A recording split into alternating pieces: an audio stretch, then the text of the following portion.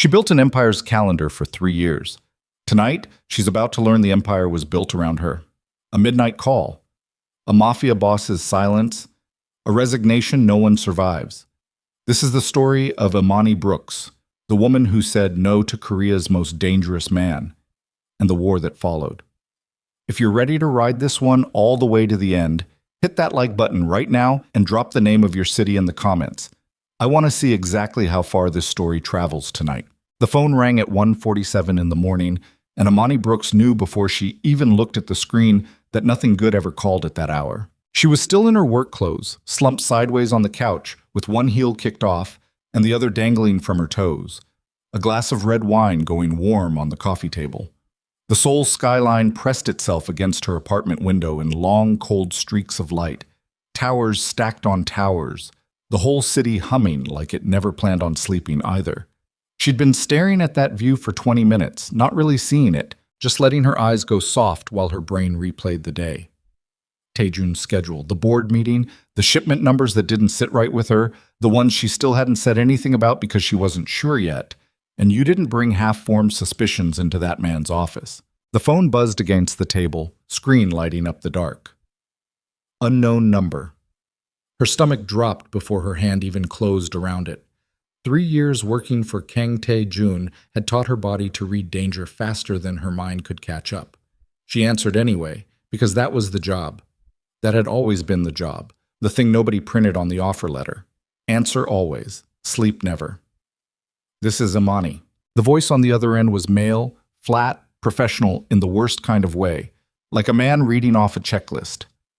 Ms. Brooks, you'll need to log into the Busan terminal account in the next 20 minutes and authorize the outbound transfers under reference 4471 through 4480. Mr. Kang's instructions. She sat up straight, wine forgotten. It's 2 in the morning. The window closes at 6 a.m., Korea Standard Time on the receiving end, Singapore banking hours.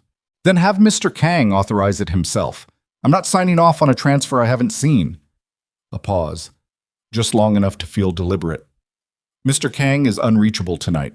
You have authorization on the account. I have authorization to schedule his calendar, not to move 8-figure sums through shell accounts at 2 a.m. without paperwork.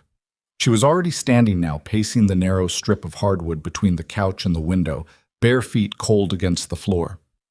What exactly is reference 4471? That's not something I'm authorized to discuss. Then we don't have a conversation. She hung up. Her hands were shaking. She noticed that distantly, the way you notice rain has started without remembering when. She set the phone down on the table like it was something that might detonate and stood there in the blue dark of her apartment, breathing. This wasn't the first strange call. It wasn't even the 10th. For months now, the requests had been creeping sideways from her job description. Verify this account. Forward this manifest. Don't ask questions about the numbers on page 6. She told herself it was just logistics. Shipping company, international accounts. Of course, things looked messy from the outside. She was an executive secretary, not an auditor, not her circus. But 2 in the morning, an unknown number, a transfer with a reference code, and a 6-hour window and a voice that wouldn't answer a single direct question. That wasn't logistics. That was something with teeth. She didn't go back to sleep. She sat at her small kitchen table with her laptop open until the sun came up gray and reluctant over the Han River, looking at 3 years of her own calendar entries, her own meeting notes, her own careful handwriting in the margins of contracts she'd been told not to read too closely. And somewhere around 5:30, watching the light change outside her window, she made a decision that had been building in her chest for longer than she wanted to admit. She was done.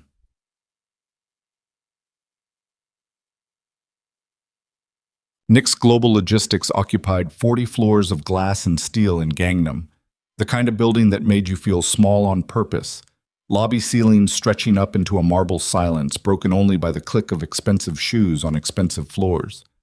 Imani had walked through that lobby 5 mornings a week for 3 years, badge swinging from her neck, coffee in one hand, tablet in the other, calendar already half-managed in her head before she even reached the elevator bank. This morning felt different, heavier, like the building knew. She rode up to the 40th floor alone, watching the numbers climb, rehearsing words she'd already rehearsed 100 times in the shower, in the cab, in the elevator mirror that reflected back a woman who looked steadier than she felt.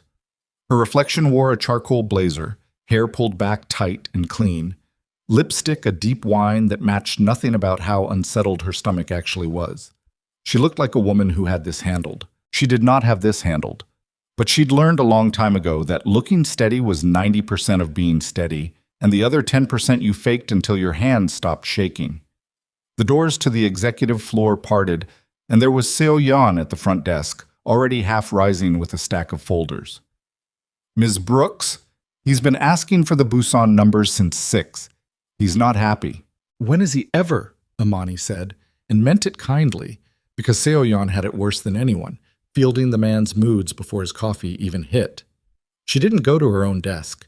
She walked straight past it, past the wall of frosted glass etched with the Knicks logo, past 2 security men who nodded her through without a word, because everyone on this floor knew Imani Brooks didn't need to be announced. She knocked once on Taejun's door, more out of habit than expectation, and pushed it open.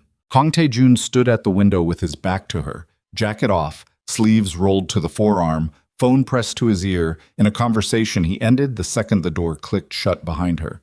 He didn't turn around immediately. He never did. It was one of his quiet power moves, the kind he probably didn't even register as a power move anymore because it had become instinct. Make people wait half a second longer than comfortable just to remind them whose room they were standing in. "You're early," he said, finally turning. "Or I'm late. One of the two." He was a tall man, broad through the shoulders in a way that suits never fully hid, somewhere in his late 30s, with a face that belonged on a magazine cover for something far less dangerous than what he actually did for a living. Sharp jaw, dark eyes that missed nothing, a calm that sat over him like a held breath. Imani had spent 3 years learning the difference between his resting face and his dangerous face, and right now he was wearing something in between, tired around the eyes in a way she rarely saw. "I got a call at 2 in the morning, she said. No preamble, because preamble was a luxury she didn't have the stomach for today. Reference 4471 through 4480. Some man I've never met told me to authorize an 8-figure transfer through the Busan account with no documentation, no explanation, and a 6-hour window. Something flickered across his face. Not surprise. Recognition, maybe, quickly buried. That call shouldn't have come to you. But it did. It was a mistake, was it? She crossed her arms, planting herself in the middle of his office like she had every right to be there, because she did, because 3 years had earned her that. Because it's not the first mistake like that, Taejun. It's the 5th, maybe 6th, in the last 4 months. Verify this account.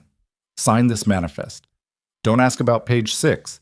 I've spent 3 years telling myself I'm running your calendar, not your money laundering, and I am done pretending I can't read a balance sheet. The room went very still. Outside the window, 40 floors down, Seoul kept moving, indifferent to the silence that had just opened up between them. Careful, Taejun said, voice low, even. Not a threat exactly, something quieter and more dangerous than a threat. A warning from a man who genuinely didn't want to have to give one. I'm not trying to be careful anymore. Her voice didn't shake, even though something in her chest did. I'm trying to leave. He didn't move, didn't blink. The silence stretched long enough that she could hear the air conditioning hum, the faint murmur of the city below, her own heartbeat loud in her ears. Say that again, he said. I'm resigning, effective today with a 2-week notice, the way any other job would work. She reached into her bag and pulled out the envelope she'd typed and printed at 4 in the morning, sitting at her kitchen table with cold coffee and a head full of fear she refused to call by its real name. She set it on his desk, careful, deliberate, the way you set down something you're afraid might shatter. I want a normal life. I want a job where 2 a.m. Phone calls are emergencies about sick relatives, not wire transfers I'm not allowed to ask about. I'm 31 years old, and I have spent 3 years of my life managing a man whose business I'm apparently not supposed to understand. I'm done. Taejun looked at the envelope like it had personally insulted him. He didn't pick it up. You think it's that simple, he said. I think it's exactly that simple. I write a letter. You accept it. I work 2 more weeks. I leave. She held his gaze, refusing to be the first one to look away, even though every instinct in her body was screaming to run, to apologize, To take it all back and pretend the last 12 hours hadn't happened. That's how resignations work, Taejun. That's how resignations work for people who don't know what you know. And what do I know? Her voice cracked just slightly on the last word, anger and exhaustion bleeding through the cracks in her composure. Because nobody's ever told me anything directly. I've pieced together fragments for 3 years and pretended not to see the whole picture because the whole picture terrified me. So say it. Say out loud what it is you think I know, and maybe then I'll understand exactly what I'm walking away from. He studied her for a long moment, something working behind his eyes that she couldn't name. Calculation, maybe, or something closer to regret. Then he walked around the desk, slow, unhurried, the way he moved when he wanted a room to feel the weight of him without him having to raise his voice. He stopped close enough that she had to tilt her chin slightly to hold his gaze, close enough that she caught the clean, expensive scent of him, cedar and something colder underneath. "I'll double your salary," he said, "cut your hours in half, give you full authority to refuse any task you don't want to do. You stay in this office, you stay exactly as untouched by anything you don't want to touch, and you never have to take a 2 a.m. call again. Name your terms." "You're not listening." "I am listening. I'm offering you everything money and power can buy to stay." "I don't want money and power, Taejun. I want out." She stepped back, putting air between them because she needed it to breathe properly. "I want a life where I don't lie awake wondering whose accounts I just signed off on. I want to walk down a street without men in black SUVs idling at the corner. I want—" Her voice caught, and she hated that it caught.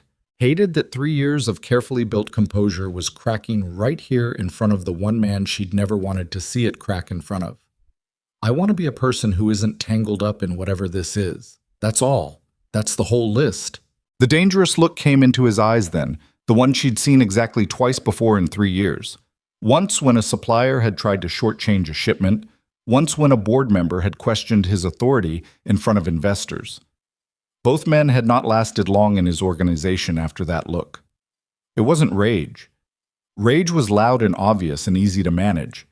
This was colder, stiller, the look of a man recalculating everything he thought he understood about a situation. "You have no idea what you're walking into," he said quietly. "Then maybe it's time I find out on my own, away from all this." She picked up her bag, turned, and walked toward the door, every step costing her something she didn't have a name for yet. Her hand was on the handle when his voice stopped her, low and even and absolutely certain. 2 weeks, he said. "You'll work your notice, and then we'll see if you still feel the same way." She didn't answer. She didn't trust her voice to come out steady.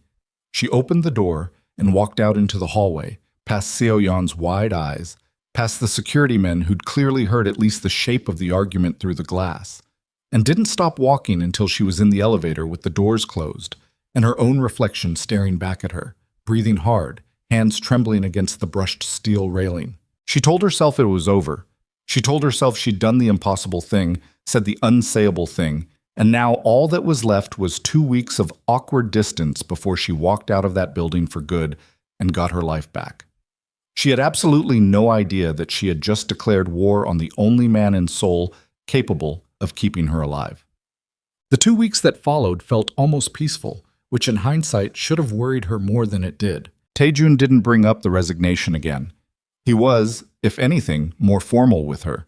Fewer late-night calls, fewer impromptu strategy sessions that ran past midnight, fewer moments where he leaned over her shoulder to look at a document and she felt the heat of him at her back and pretended not to notice.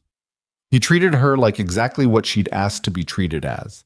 An employee finishing out her notice, professional, distant, untouchable. It should have felt like relief. Instead, it felt like the quiet before something, the kind of stillness that settles over a forest right before a storm breaks the canopy open. She caught herself replaying his words more than she wanted to admit. "You have no idea what you're walking into." She told herself it was just a powerful man's wounded pride, the kind of thing men like Taejun said when they weren't used to being told no. She told herself a lot of things in those 2 weeks, lying awake at night listening to the city hum outside her window, trying to convince her own body that the unease sitting in her chest was just nerves about the unknown, about starting over, about leaving the only structure she'd built her adult life around for 3 straight years. Her friend Daniela, an American expat who taught English at a private academy near Itaewon, met her for drinks on day 9 of the notice period, sliding into the booth with the particular energy of someone who'd been waiting all week to say something. "So you actually did it," Daniela said, eyebrows up over the rim of her glass. "You quit the Mafia Boss."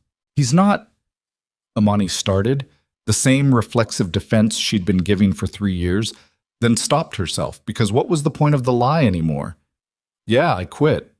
And he just let you?" "He's letting me work my notice, 2 weeks, like a normal job." Daniela's eyebrows climbed higher. "Imani, nothing about that job has been normal in 3 years. You've told me things, half things, you always stop yourself halfway through. But enough that I know this isn't a guy who runs a regular shipping company.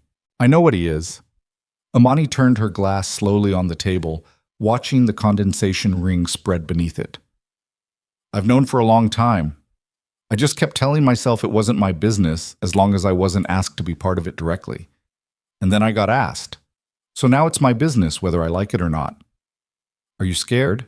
The question sat there between them, simple and direct in the way only old friends could ask it. Imani thought about lying, thought about the easy reassurance she usually gave people who worried about her. Then she thought about the 2 a.m. call, the flat voice on the other end, the dangerous stillness in Tae-jun's eyes when she'd told him she was leaving. "Yeah," she admitted, "a little, but I'd rather be scared and free than safe and trapped in something I don't fully understand." Daniela reached across the table and squeezed her hand. "Good. Stay scared. Scared keeps you careful." Imani didn't tell her about the black SUV she'd noticed twice now parked outside her apartment building. Engine running, windows tinted dark enough that she couldn't make out a driver. She told herself it was nothing. Seoul was full of black SUVs. She told herself that until she almost believed it. On day 11, she came home from work, early for once, because Tae-jun had canceled their afternoon strategy session without explanation, and found the lobby of her apartment building crowded with people she didn't recognize, clipboards in hand, voices raised in a confusion that hadn't existed 24 hours earlier. Mrs. Han from the 3rd floor grabbed her arm the second she walked through the door, face tight with the particular panic of someone whose entire world had just shifted underneath her. "Did you see the notice? They sold the building, the whole building, overnight, and now they're saying—" She thrust a paper into Imani's hands, her own hand trembling. Imani scanned it fast, the formal language doing nothing to soften the brutal math underneath. New ownership. Rent restructuring effective immediately. A 300% increase, effective the following billing cycle. Vacate within 2 weeks if unable to meet new terms. "This isn't legal," Imani said, though even as the words left her mouth, she wasn't certain anymore what was and wasn't legal in this city when the right person wanted something done. "There has to be a tenant protection law, a grace period, something—" "They said the new owner already filed everything correctly," Mrs. Han said, voice cracking. "Everything legal, everything signed. They said it like it's already decided." Imani's stomach was already sinking before she even looked at the bottom of the page, at the name of the holding company listed as the new owner. A name she didn't recognize directly, but the registered address, she knew that address. She'd typed that address into shipping manifests 100 times. It belonged to a shell corporation buried 3 layers deep inside Nick's global logistics asset structure. She didn't need to ask who was really behind it. She already knew. 11 days. 11 days since she'd told Kang Tae-jun she wanted a normal life, and now the very ground she stood on had been bought out from underneath her overnight, every tenant in the building suddenly facing impossible choices, and Imani standing in the middle of the lobby with cold fury rising in her chest like floodwater. She didn't go up to her apartment. She turned around, walked back out into the gray Seoul afternoon, hailed a cab, and gave the driver an address she knew by heart, even though she'd never actually visited it before. The headquarters of the holding company, a building she'd only ever seen listed on paper, never in person. The cab let her off in front of a sleek, unmarked tower in the financial district, glass and black steel rising up into low clouds, no signage out front beyond a discreet brass plaque too small to read from the street. She walked in like she belonged there, because 3 years working for Tae-jun had taught her exactly how to walk into places like this. Chin up, shoulders back, expression carved from stone. The lobby guard barely glanced at her before waving her toward the single elevator bank, which struck her as strange even in the moment, like the building had been expecting her. The elevator had no buttons for individual floors, just one button, unmarked, leading straight to the top. She pressed it anyway. The ride-up was silent, smooth, endless in the particular way elevators feel endless when your stomach is full of dread. When the doors finally opened, she wasn't looking at a property management office at all. She was looking directly into Kang Tai-jun's private penthouse. Floor-to-ceiling windows wrapping around a space larger than her entire apartment building's lobby. The city spread out gold and glittering beneath the darkening sky, and Tae-jun himself standing at the center of it all with a tumbler of something amber in one hand like he'd been waiting for this exact moment to arrive. "You bought my building," she said, voice shaking with a fury so pure it almost felt clean. "I did," he said, no hesitation, no apology in his tone whatsoever. "You bought my entire building because I told you no 11 days ago." She stepped out of the elevator, fists clenched at her sides. Every careful, professional wall she'd built around herself for 3 years crumbling under the weight of pure rage. "You raised rent 300% on people who have nothing to do with me, nothing to do with any of this, just to punish me for resigning. You're insane. You're actually insane. Do you understand that? This is obsessive and controlling and completely deranged, and I cannot believe I spent 3 years thinking you were someone I could finish that sentence," he said quietly, setting the glass down on the bar with a soft click that somehow cut through her rant more effectively than shouting ever could have. "Someone you could what?" The question hung there. She didn't finish it. She didn't trust herself to. "This isn't about punishing you," he said, walking toward her with that same unhurried, deliberate stride. "I don't waste resources on petty revenge, Amani. I never have. You've watched me run this organization for 3 years. You know that's not who I am. Then explain it to me. Explain why you'd buy an entire residential building just because Baek Do-hyun has had surveillance on that building for 11 days, Tae-jun said. And something in his voice shifted, dropped lower, more urgent than she'd ever heard it. "Since the morning you resigned." The name landed in the room like a stone dropped into still water. She'd heard it before, in fragments, in careful sideways references Tae-jun never fully explained. Baek Do-hyun, the head of a rival syndicate that had been circling Nick's global logistics territory for years, a man whose name made even Tae-jun's most hardened security personnel go quiet. "What are you talking about?" she said, the anger in her voice giving way to something colder, more frightened. "The moment you resigned, you fell outside my security network. Every employee at your level has protective coverage built into their movements. Drivers, building security, surveillance sweeps you've never even noticed because they were designed to be invisible. The second your resignation was finalized in our internal systems, that coverage started winding down. Do-hyun's people noticed within days. They always notice. They've been watching that building because they know exactly what you are to this organization and exactly how valuable that makes you as a target." Imani's heart was pounding now, the rage draining out of her and leaving something far more dangerous in its place. Fear.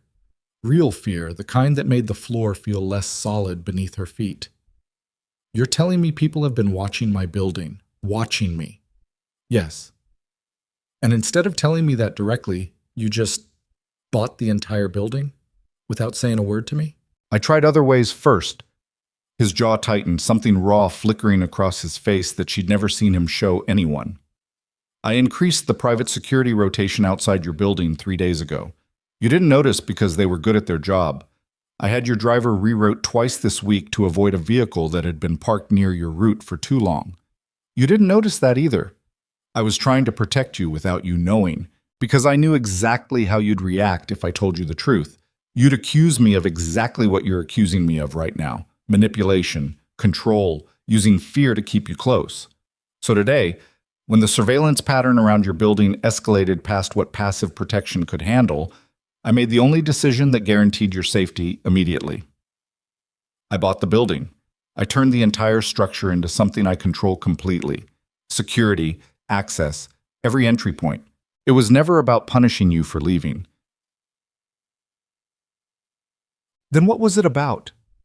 Her voice came out smaller than she wanted it to, all the fight draining out of her in the face of something that felt horribly like truth. Tae-jun was quiet for a long moment, looking at her with an expression she'd genuinely never seen on him before. Something unguarded, something that looked almost like fear itself. "You are the only weakness I've ever had," he said finally, voice low, rough around the edges in a way that made the words land harder than any threat ever could have. "In 15 years building this organization, I have never once let anything matter enough to compromise my judgment. Every decision I've made with absolute clarity, no emotion clouding the math. And then you walked into my office 3 years ago with a folder of corrected scheduling conflicts you weren't even asked to fix, and told me my entire executive calendar was a disaster, and I let you keep doing it. I let you keep talking to me like that. Every single day for 3 years, I let one person in this world tell me when I was wrong, and that person was you. So no, Imani, buying that building wasn't about controlling you. It was about the fact that the idea of Do Hyun's men reaching you before I could stop them made me do something I have never done in 15 years of running this organization. It made me panic. The silence that followed felt different from every silence that had come before it. Heavier, but not in the way of anger, in the way of something finally being said that should have been said a long time ago.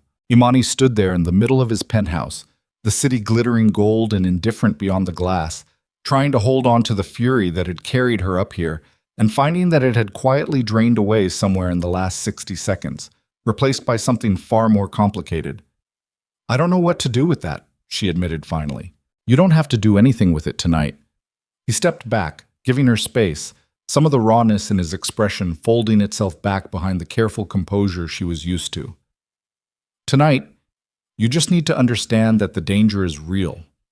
Do Hyun isn't a man who makes idle threats. If he's watching you, it's because he's already decided you're useful to him, as leverage, as a target, as a way to hurt me without ever having to face me directly. I need you to come back. Not because I'm trying to trap you in this life. Because right now, today, this week, I am the only thing standing between you and men who will not hesitate to use you to destroy everything I've built." She wanted to argue. Every instinct that had carried her into his office 11 days ago with a resignation letter wanted to dig in, to refuse, to insist that this was exactly the kind of manipulation she'd been afraid of all along. But standing there, looking at the rawness still lingering at the edges of his composure, remembering the black SUV she'd told herself was nothing, remembering Mrs. Han's trembling hands holding that eviction notice, she couldn't make herself believe this was a lie. "This doesn't mean I'm staying," she said quietly. "Not permanently. Once this danger passes, I still want out."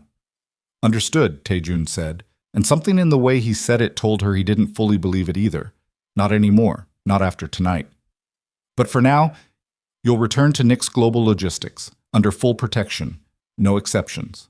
Imani looked out at the city lights spread endlessly beneath them, gold and silver fracturing across the dark water of the Han River, and felt the shape of her carefully planned escape collapsing in slow motion, replaced by something far more uncertain and far more dangerous. She had walked in here furious, certain she'd uncovered the worst version of King Taejun. Instead, she'd discovered something she had absolutely no framework for. A man capable of true ruthlessness, who had, for the first time in 15 years, let fear make a decision for him. And the fear had been about her. "Fine," she said finally, the word costing her more than she expected. "I'll come back. For now." Taejun nodded once, the ghost of something like relief crossing his face before he buried it again beneath that familiar, careful stillness. Neither of them said what they were both thinking. That whatever line had existed between them for 3 professional years had just been crossed in the space of a single conversation, and there was no walking it back now. What neither of them knew yet was that the danger circling Imani Brooks didn't begin and end with a building full of frightened tenants and a rival syndicate's surveillance teams. Somewhere inside Nix Global Logistics itself, buried in years of shipping manifests and account ledgers that Imani alone had the access and the instinct to recognize as wrong, a betrayal was already unfolding, one that would prove far more dangerous than anything happening outside the company's walls. She had no idea that within days she would be the one to find it. The first night back at Nix Global Logistics, Imani didn't sleep at all. She lay in the guest suite Taejun's security team had moved her into. Temporary, he'd called it, just until the building's new access systems were finished installing. Staring at a ceiling she didn't recognize, listening to the unfamiliar hum of a building that wasn't hers. 2 floors below, she knew, armed men rotated through shifts in the lobby. Outside her window, another team watched the street. She was safer right now than she'd been in 11 days. And it felt like nothing at all like safety. It felt like a cage with better lighting. She got up at 4:30, gave up on sleep entirely, and made her way down to the office at 5, badge in hand, coffee in the other, moving through hallways that should have felt like home after 3 years and instead felt like a held breath. The night security guard, an older man named Choi, who'd worked the overnight desk longer than Imani had worked at the company, nodded at her without surprise. "Early again, Ms. Brooks. Couldn't sleep. None of us can these days." He said it light, almost like a joke, but something in his eyes didn't match the lightness of his tone. She filed that away the way she filed everything away now. A small detail that didn't sit quite right. One more thread in a pattern she hadn't fully seen yet. She went straight to her desk and pulled up the shipping records. It hadn't been a conscious decision exactly, more like an itch she couldn't stop scratching. She told herself she was just keeping busy, just distracting her mind from the fear sitting in her chest like a stone. But the truth was simpler and uglier than that. She didn't trust anyone in this building anymore except the man whose office sat 40 feet from her desk. And even that trust felt fragile, freshly built, untested. If she was going to stay inside this war zone even temporarily, she needed to understand the terrain. And the terrain for Imani Brooks had always been spreadsheets. She started with the Busan account, reference 4471 through 4480, the transfers she'd refused to authorize that 2 a.m. call 11 nights ago. She traced them backward through the system, account by account, manifest by manifest, the way she'd traced 1,000 scheduling conflicts over 3 years, except this time the conflicts weren't about calendar overlaps. They were about money that didn't move the way money was supposed to move. By 7 a.m., her coffee had gone cold, and her hands had gone still in a way that had nothing to do with exhaustion. There were gaps. Small ones at first. A shipment logged as delayed 11 hours with no weather event, no customs hold, no mechanical failure listed anywhere in the maintenance reports. Then a gate access log from the Busan terminal showing entry outside scheduled hours, badge number scrubbed from the digital record, but still visible in the backup server logs. Nobody ever thought to check because nobody ever thought anyone would look. Then the accounting gaps. Small percentages skimmed off freight insurance claims, routed through 3 shell accounts before disappearing into a structure so deliberately confusing that anyone without 3 years of intimate, granular knowledge of how Nix Global Logistics actually moved its money would have given up trying to follow it within the first hour. Imani didn't give up.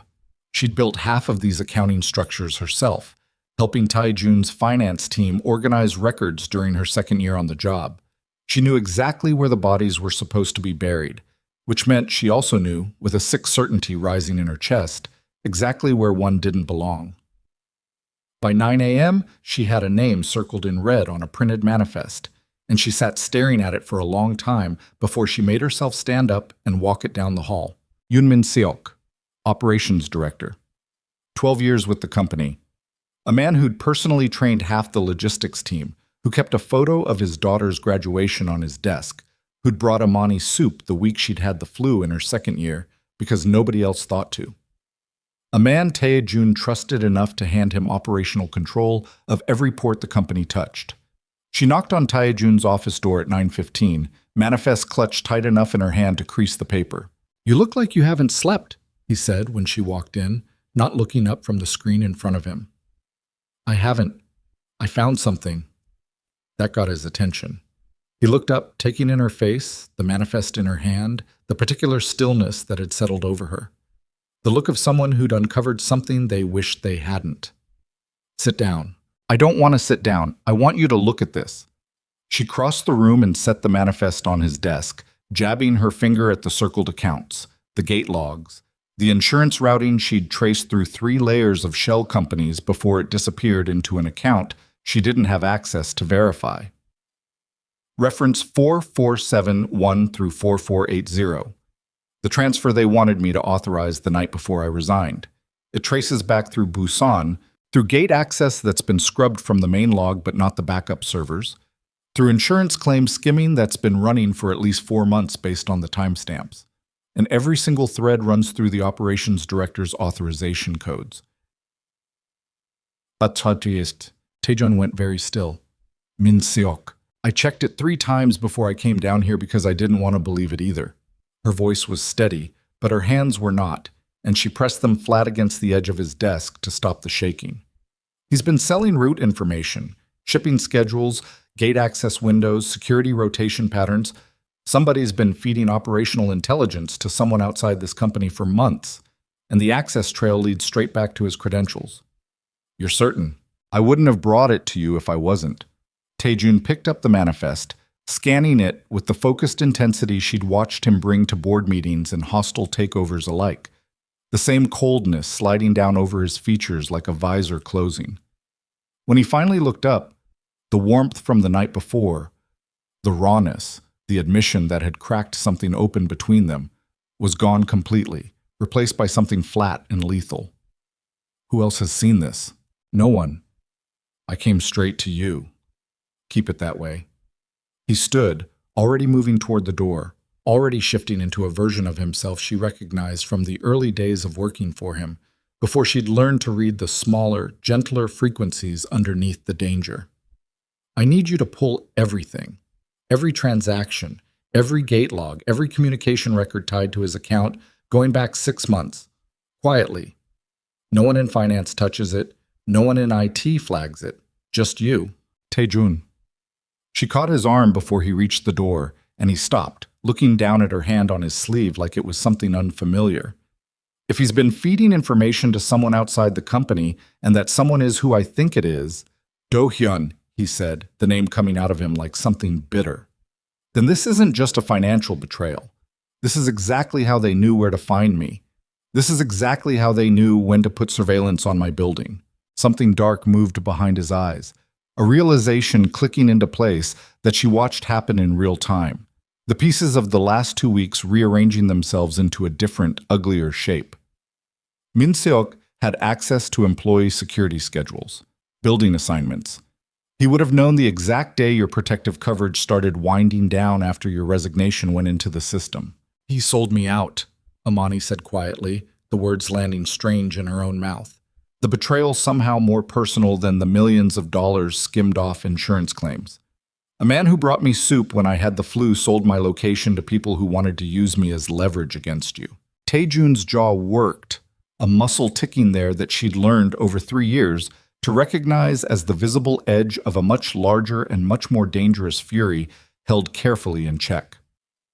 I want to put a bullet in him before lunch, he said, voice flat, almost conversational in its bluntness, and the casual horror of it hit her like cold water. You can't. Watch me. Watch. Taejun. She stepped in front of him, putting her body between him and the door, an instinct she didn't fully examine in the moment. If you eliminate him today, quietly, the way I know you're capable of doing, you lose everything he knows. You lose the chance to find out exactly how much he's told Do-hyun, exactly what else has been compromised, exactly who else might be involved. You kill the messenger and the message dies with him, and you're left guessing at how deep this actually goes. You're suggesting I let a traitor keep operating inside my organization. I'm suggesting you're smarter than Rage, and you've spent 15 years proving that, and I'm asking you not to let one bad morning undo 15 years of being the most strategic man I've ever met. Her voice cracked slightly on the last words, exhaustion and fear bleeding through the careful argument she was constructing in real time. Use him. Find out what he knows. Find out who else is compromised, and then end it on your terms, not in a burst of anger that gets you exactly nothing except one less name on a payroll. The silence between them stretched long and taut. Taejun looked at her like he was seeing something new, recalculating something, the cold fury in his eyes slowly giving way to a different kind of focus, sharper, colder, more patient. You've thought about this already, he said. I've had 3 hours since I found it. I think about everything for 3 hours straight when I find something this big. A ghost of something that almost looked like a smile moved across his face, gone as fast as it appeared. All right, we do it your way. We find out how deep it goes before we end it. He stepped back, putting professional distance between them again, the danger in his eyes settling into something colder and more calculated. But Amani, when this ends, it ends completely. No half measures. You understand what that means. She understood exactly what that meant, and the understanding sat heavy and cold in her stomach for the rest of the day. The next 4 days unfolded in a strange double rhythm, the surface of the office running exactly as it always had, meetings and manifests and the ordinary churn of a logistics company, while underneath it, a silent war gathered momentum that only Amani and Taejun knew was happening. She watched Yoon Min Sok across the office with new eyes, cataloging every small detail she'd never had reason to notice before. The way he stepped out twice a day for phone calls he never used to take outside. The slight tremor in his hand when he reached for his coffee on the third morning, the kind of tremor that came from a man whose nerves were fraying faster than his composure could hide. The way his eyes flicked toward the executive floor every time Taejun's office door opened, quick and involuntary, the look of a man perpetually waiting for the axe to fall. He knew something was wrong. Maybe not exactly what, but enough. Guilt had its own gravity, and Min Sok was orbiting it visibly now, even if he didn't realize how visible it had become. He's unraveling, Imani told Taejun. On the third night, the two of them alone in his office long after the rest of the floor had emptied, surveillance logs spread across the desk between them. I watched him drop a folder twice today. He's not eating lunch in the break room anymore. He's eating at his desk with the door closed. That's not the behavior of a man who thinks he's gotten away with something. That's the behavior of a man waiting to get caught. Good. Taejun didn't look up from the financial records he was cross-referencing, the lamp on his desk throwing harsh shadows across his face that made him look older, harder than she was used to seeing him. Fear makes men sloppy. Sloppy men make mistakes we can use. Or fear makes men desperate enough to do something reckless before we're ready for it. That made him look up. I'm serious, Amani pressed, leaning forward, exhaustion fraying the edges of her patience. If he thinks we're closing in, he's not going to sit quietly and wait to be exposed. A cornered man either freezes or he runs, or he does something stupid trying to save himself. We need to move faster than his fear, not slower. Taejun studied her for a long moment, something calculating moving behind his eyes. You have an idea. Maybe. She hesitated, the shape of the thought still forming even as she spoke it aloud, dangerous in its incompleteness. What if we give him something to report? Something that looks valuable enough that he can't resist passing it to Do-hyun, but it's actually bait. We control the information, we control the timeline, and when Do-hyun moves on it, we're ready. You want to set a trap. I want to stop reacting and start dictating the terms, she said, and heard, with some distant part of herself, how much she sounded like him in that moment. The careful, strategic coldness that 3 years of proximity to this world had apparently taught her without her even noticing. Taejun leaned back in his chair, studying her with an expression she couldn't quite read. Something between admiration and concern, like he was watching her cross a threshold he wasn't entirely sure he wanted her crossing. You used to refuse to even look at the financial structures I tried to explain to you, he said quietly. You'd tell me it wasn't your business. It wasn't my business.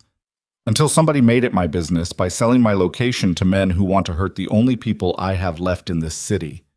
Her voice was tighter than she meant it to be, 3 years of careful boundaries collapsing in real time. Don't act surprised that I've learned to think like the people trying to kill me, Taejun. You should be relieved. It means I might actually survive this. The words landed harder than she intended, and she watched something flinch behind his composed exterior. Not anger, something closer to pain, quick and gone. I never wanted this for you, he said. I know that now. I didn't know it 11 days ago, but knowing it doesn't undo the fact that I'm already in it. She pushed a hand through her hair, suddenly aware of how exhausted she actually was, the adrenaline of the last 4 days finally catching up with her body all at once. So let's stop talking about whether I should be involved and start talking about how we use what I know to get both of us out the other side of this alive. Something shifted in his face. Resignation, maybe? Or recognition that the woman in front of him wasn't the same one who'd walked into his office 2 weeks ago with a resignation letter. He nodded once, slow, deliberate. Tell me your idea. The plan they built over the following 2 days was elegant in the way Amani's plans had always been elegant, built from the inside out, exploiting exactly the systems she understood better than anyone else in the building because she'd helped design half of them. They would leak a piece of false intelligence through channels Min Seok had access to, but that wouldn't immediately implicate him if it failed. A rumor, carefully placed, that Taejun intended a private, lightly guarded dinner with Imani at one of Seoul's most exclusive restaurants. A target too perfect for Do-hyun to ignore. The Mafia Boss's greatest weakness presented on a plate, almost unguarded, except it wouldn't be unguarded at all. "You understand what you're agreeing to," Taejun said on the second night of planning, watching her across the desk with an intensity that made her skin prickle. "You'd be the bait, visible, exposed, sitting across from me in a public restaurant while we wait to see if Do-hyun takes it." "I understand." "It's dangerous, Imani. Genuinely dangerous, not theoretical. If something goes wrong, if my security underestimates how aggressive Do-hyun is willing to be in a public setting," I said I understand. She held his gaze, steady despite the fear curling cold in her stomach. "I've spent 3 years organizing your protection details. I know exactly how good your security team is. I trust them. More than that." She paused, surprised by her own honesty, even as the words left her mouth. "I trust you.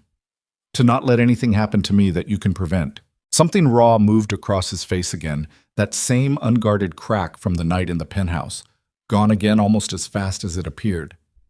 "I would burn this entire city down before I let anyone touch you," he said, voice low, rough, more confession than declaration. "I need you to understand that's not hyperbole. That's not something I'm saying to make you feel safe. That is simply fact." The air between them felt suddenly too thin, too charged, the careful professional distance they'd maintained for 3 years, fraying at the edges, in a way neither of them quite knew how to address. Imani looked away first, busying her hands with the papers on the desk, her pulse loud in her own ears. "We should focus on the plan," she said. "Yes," he agreed, though something in his voice suggested he wanted to say something else entirely.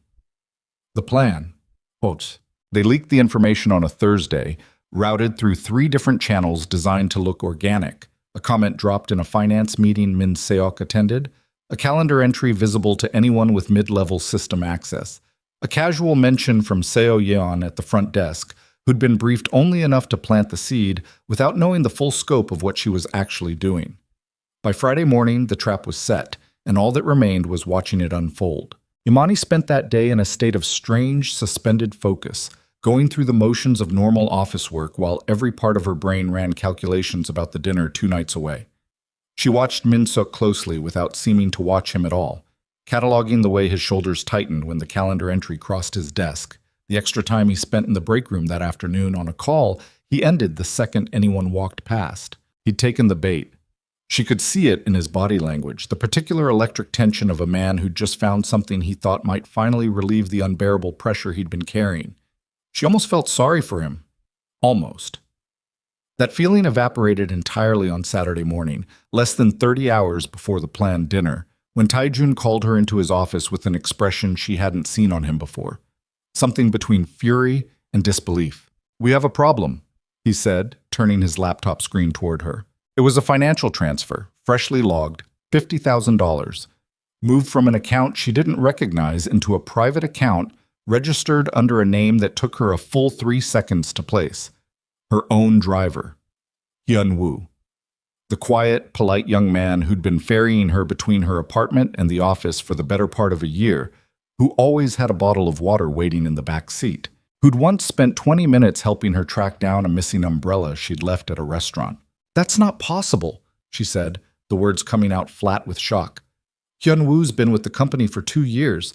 He's been my driver since exactly the point this transfer trail begins," Taejun said grimly, scrolling further down the screen, more transactions appearing, smaller, regular, the unmistakable rhythm of a man being paid on a steady, ongoing basis rather than for a single act of betrayal. "This isn't a one-time payment, Imani. This has been happening for 14 months. Someone has been paying your driver to report your movements, your schedule, your routines, for over a year." The room tilted slightly around her. 14 months. Longer than she'd even known to be suspicious of anything. She thought of every conversation she'd had in the back of that car, every offhand comment about her schedule, her plans, the small mundane details of a life she'd never imagined anyone would care enough to track. "Min Seok," she said slowly, putting the pieces together, even as her stomach turned over. "He didn't just sell shipping routes. He's had eyes on me specifically for over a year. It looks that way. Why? Her voice came out smaller than she wanted, the question genuine, raw, the careful strategic distance she'd been maintaining all week finally cracking under the weight of how personal this had suddenly become. Why would Do-hyun care about tracking my movements 14 months ago? I wasn't anything then. I was just your secretary. Taejun went very still, and something in his stillness told her the answer before he said it out loud. Because 14 months ago is when I started changing my own protocols around you, he said quietly. Pulling you into closed-door meetings I used to keep you out of. Trusting you with information I'd never given any assistant before. Do-hyun's people noticed the shift in how I treated you before I was even fully willing to admit it to myself. They identified you as a point of leverage long before you ever knew enough to be afraid. The realization landed like a physical blow. She wasn't just collateral damage in a war between Taejun and a rival syndicate. She'd been a target, specifically, deliberately, for over a year. Long before the 2 a.m. phone call, long before her resignation, long before any of the choices she thought she'd made of her own free will. Someone outside this building had been watching her life unfold in granular detail for 14 months, and she'd never once felt the weight of those eyes on her. I need to sit down, she said, and did, lowering herself into the chair across from his desk with legs that suddenly didn't feel entirely steady.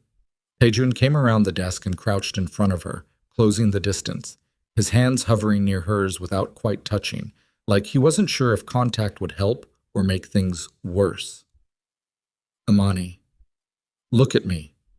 She did, finding his eyes dark and steady, and for once, completely without the careful calculation she was used to seeing there. This changes nothing about tomorrow night, he said. If anything, it confirms we're right to move now before they have a chance to escalate further. We end this. All of it. Min Seok, the driver, whatever else this trail leads to. Tomorrow night, we close every door Do-hyun thinks is still open. And if it goes wrong, it won't. You can't promise that. No, he admitted, something rawer than she'd ever heard from him bleeding into his voice. I can't. But I can promise that I will be standing between you and anyone who tries to hurt you every single second of tomorrow night until this is finished. That's not a strategic calculation, Imani. That's not me protecting an asset.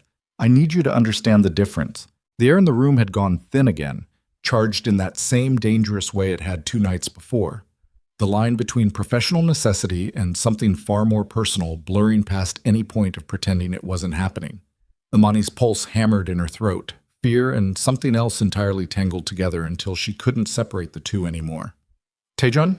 She started, not entirely sure what she meant to say next. A sharp knock at the door interrupted them, both of them pulling back instinctively, the moment shattering as Seo-yeon's voice came through, tense and urgent. Mr. Kang, security just flagged something. You need to see this immediately. Taejun stood, the careful professional mask sliding back over his face so fast it was almost disorienting to watch. Bring it in. Seo-yeon entered with the tablet, hands visibly shaking as she set it on the desk. Gate access logs from the Busan terminal 20 minutes ago. Someone used Min Seok's credentials to open the auxiliary gate on the east dock, the one that's supposed to be sealed for the new security audit. And there's more. She swallowed hard. We've got a visual match on the security camera. It's not Min Seok using the credentials. It's 2 men we don't recognize. And one of them is carrying what our system flagged as a weapon. The room went absolutely silent. He's moving early, Imani said, the realization hitting her cold and fast. He's not waiting for the dinner tomorrow night. He's using his access right now, before we're ready, before our trap is even set. Taejun was already moving, grabbing his jacket off the back of his chair, voice sharp and clipped as he barked instructions into his phone to security teams Imani couldn't fully follow. Names and locations and protocols flying past her too fast to track. She stood, her own heart hammering, watching the careful, controlled plan they'd spent 2 days building threaten to collapse in real time. What do we do? She said, grabbing her own bag, falling into step beside him as he moved toward the door. We adapt. He glanced at her, something fierce and focused in his eyes that she hadn't seen before. Not exactly fear and not exactly excitement, but some volatile combination of both. If Min Seok's accelerating his timeline, It means he knows something's wrong. It means our cover might already be blown. Or it means Do-hyun's getting impatient and Min-seok's just following new instructions. Either way, we can't wait for tomorrow night anymore. Taejun stopped at the elevator, turning to face her fully, his jaw tight, every line of his body coiled with a tension she'd never seen in him before. Not the cold calculation of strategy, something rawer, something closer to a man staring down the edge of losing control of a situation for the first time in 15 years. I need to go to Busan tonight. Personally, I need eyes on this myself. Then I'm coming with you. No. The word came out hard, immediate, almost a command. Absolutely not. If this is escalating the way it looks like it's escalating, Busan is the most dangerous place in this entire country for you to be standing tonight. And Seoul isn't? Her voice rose, frustration and fear tangling together until she could barely separate them. If Min-seok's compromised your security protocols, if Do-hyun's had eyes on me for 14 months, do you really think staying behind in this building makes me safer than staying within arm's reach of the only security detail you actually trust completely? Taejun's jaw worked, the argument clearly landing somewhere he didn't want it to land, frustration and something that looked almost like fear flickering across his face before he forced it back down beneath that familiar cold composure. You stay with my personal detail, Choi and 2 others. You do not leave their sight for 1 second. You understand me? Not to use the restroom, not to make a phone call, nothing. Understood. I mean it, Imani. I said I understood. She held his gaze, steady despite the fear hammering through her chest, despite the entire situation spiraling faster than either of them had planned for. Go, find out what's happening in Busan. I'll be here when you get back. He looked at her for 1 more second, something passing across his face too fast and too complicated to fully read, and then he was gone, moving down the hallway with Seo-yeon hurrying to keep pace, security personnel falling into formation around him with the practiced efficiency of men who'd done this before. Imani stood alone in the hallway for a long moment, her own breathing loud in her ears, the weight of everything that had happened in the last hour pressing down on her chest until it felt difficult to draw a full breath. 14 months, a driver she'd trusted, an operations director who'd brought her soup, a rival syndicate that had identified her as a weapon to be used against the only man capable of protecting her, long before she'd ever understood the shape of the war she was already standing inside. She thought about the dinner planned for tomorrow night, the careful trap they'd built, and wondered with a cold, sinking certainty whether any of it would even matter anymore by the time Taejun made it back from Busan. She didn't have to wait long to find out. Her phone buzzed in her pocket less than 20 minutes later, an unknown number lighting up the screen, and for 1 suspended second she stood frozen in the hallway, staring at it, every instinct in her body screaming that nothing good had ever called her from a number she didn't recognize. She answered anyway. Ms. Brooks? The voice on the other end was male, calm, almost pleasant, in a way that made every hair on her arms stand up. I imagine you're having quite an evening. I just wanted you to know, we've moved up our timeline as well. Tomorrow night's dinner is no longer necessary. We'll be seeing you much sooner than that. The line went dead before she could respond, the silence afterward somehow louder than anything he'd actually said, and Imani stood frozen in the hallway of the 40th floor with her phone still pressed to her ear, the cold certainty settling into her bones that whatever careful plan they'd built had just been torn open completely. And there was no version of tonight that ended without something irreversible happening. The phone was still warm against her palm when Choi found her, his footsteps quick down the hallway, 2 other security men flanking him with their hands already inside their jackets. Ms. Brooks? His voice had dropped the easy warmth from that morning, replaced by something flat and alert. Mr. Kang radioed, said you might be compromised. What happened? They called me. Her voice came out steadier than she felt, 3 years of professional composure kicking in even as her pulse hammered against her throat. Unknown number, a man's voice, calm, like he was confirming a dinner reservation. He said they'd moved up their timeline. He said they'd be seeing me much sooner than tomorrow night. Choi's jaw tightened. He pulled a radio from his belt, speaking low and fast in Korean, too rapid for Imani to fully follow, catching only fragments. Building lockdown, perimeter sweep, get her to the safe room. The 2 men beside him moved into position immediately, one in front of her, one behind, their bodies angling to box her in as they started walking, fast, toward the elevator bank. "What's the safe room?" Amani asked, matching their pace even though her legs felt strange beneath her. Adrenaline making everything too sharp and too distant at once. Floor 38, reinforced. No windows, single entry point, its own air system. Choi didn't look at her as he spoke, his eyes constantly scanning the hallway ahead, behind, the elevator doors as they slid open. "We use it during high-threat protocols. You'll stay there until Mr. Kang returns from Busan, or the threat level drops." "How long is that going to take?" "However long it takes." They rode down 2 floors in a silence so taut Amani could hear her own heartbeat over the soft mechanical hum of the elevator. When the doors opened onto 38, the floor was nearly empty. Most of the staff long gone for the evening, except for a heavier security presence than she'd ever seen on this level.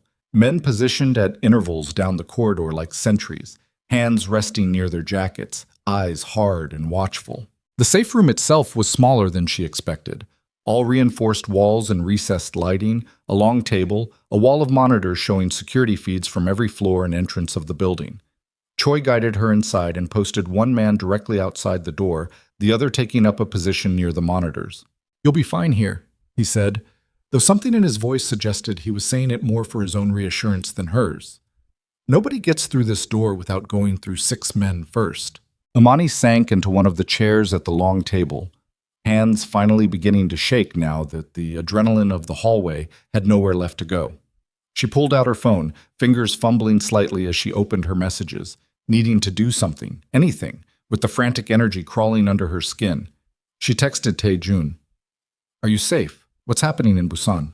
The reply took 4 agonizing minutes to arrive. "Handled. Coming back now. Stay in the safe room. Don't trust anyone but Choi. Don't trust anyone but Choi." The word sat strange in her chest, a small, cold seed of unease she couldn't quite name. She looked up at the security feeds on the wall, watching grainy footage of empty hallways, the lobby downstairs, the parking structure beneath the building, everything quiet, everything ordinary, and yet the unease didn't leave her. She thought about the call again. The voice, calm, almost amused. "We'll be seeing you much sooner than that. Not we'll be seeing Tae-jun. Not we'll move on the company. We'll be seeing you." Specific, personal. A promise aimed directly at her. How would they have known to call her? Her personal number, not her office line. A number she'd had for 6 years, that she'd given to maybe a dozen people total since moving to Seoul. Her bank, her landlord, Daniela, a handful of close colleagues, and Min Seok. Her stomach turned cold. She'd given Min Seok her personal number years ago, during a logistics crisis in her first year when international calls needed routing at all hours. It had been routine then, unremarkable, the kind of small professional courtesy that meant nothing in the moment and everything in hindsight. But Min Seok was under surveillance. Tae-jun's people had been monitoring his movements for days. If he was the one who'd made that call, or fed her number to whoever did, that meant the trap they'd built, the leaked dinner reservation, the careful staging, hadn't worked the way they'd planned.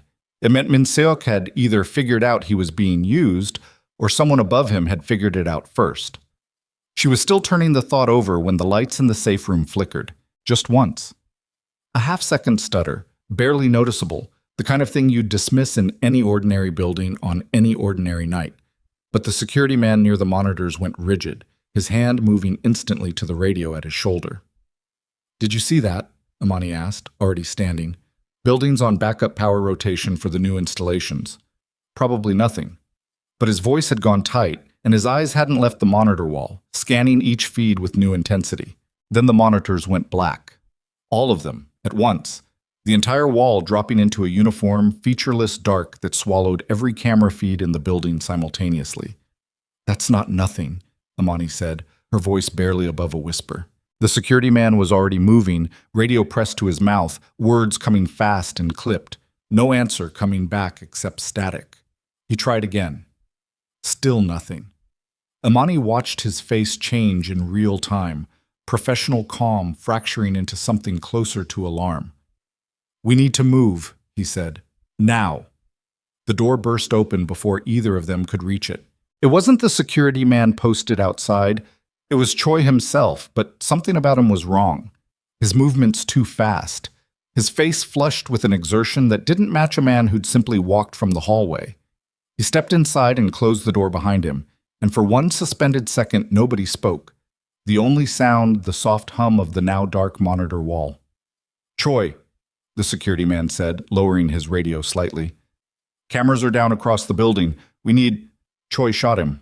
The sound was deafening in the enclosed space, a single suppressed crack that still felt enormous against the silence, and the security man crumpled without a sound, falling against the wall and sliding down it in a way that didn't look real, that looked like something out of a film Amani had once watched and immediately forgotten because it hadn't meant anything to her then. It meant everything now. She didn't scream. Some distant clinical part of her mind registered that fact, even as her whole body went cold with shock. She didn't scream. She just stood there, frozen, staring at the man on the floor and then at Choi, the older security guard who'd waved her through the night desk 100 times over 3 years, who'd nodded at her with familiar warmth not even 30 minutes ago. "You," she said, the word coming out strangled. "Sit down, Ms. Brooks." Choi's voice had lost every trace of the easy warmth she'd known for 3 years, replaced by something flat and businesslike. The gun in his hand held with a steadiness that suggested this wasn't the first time he'd used it. "We don't have much time, and I'd rather not hurt you. That was never the plan." "You killed him!" Her voice cracked, horror and disbelief tangling together as she stared at the body, at the dark stain already spreading across the floor. "He worked for you. He trusted you. He worked for Kong Tai-jun. So did I, for 11 years, until I understood exactly how little that loyalty was ever worth."